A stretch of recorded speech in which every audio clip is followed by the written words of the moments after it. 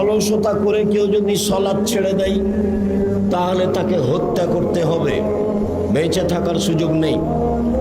ইমাম আবু হানিফা রাহিমাহুল্লাহ বলেন, কেউ যদি অলসতা করে সালাত ছেড়ে দেয় জেলখানায় বন্দি করে পিটিয়ে সালাত আদায় করাতে হবে। বর্তমান আরবি বিদ্বানগণ বলেন, স্বামী সালাত আদায় করে স্ত্রী করে না, স্ত্রী সালাত আদায় করে স্বামী করে না, তাহলে বিভাগ কেটে গেছে। চেয়ারম্যান লাগে না, মেম্বার লাগে না, কাজী লাগে না, খাতা কলম লাগে না, বিভাগ এমনিতেই গেছে।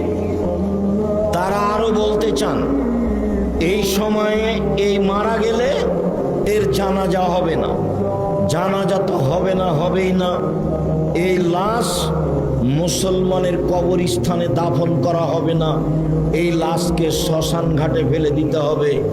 হিন্দুদের তার নাম সলাত। এর পরেও সলাত যতই ভিন্ন ধরনের ইবাদত হোক না কেন, কেউ যদি বলে এটা সিয়াম, রোজা সিয়াম, সলাত সিয়ামের সমপর্যায়ের ইবাদত, তাহলে ভুল হবে। সিয়াম এমন একটি ইবাদত যার সমপর্যায়ের ইবাদত পৃথিবীতে নেই।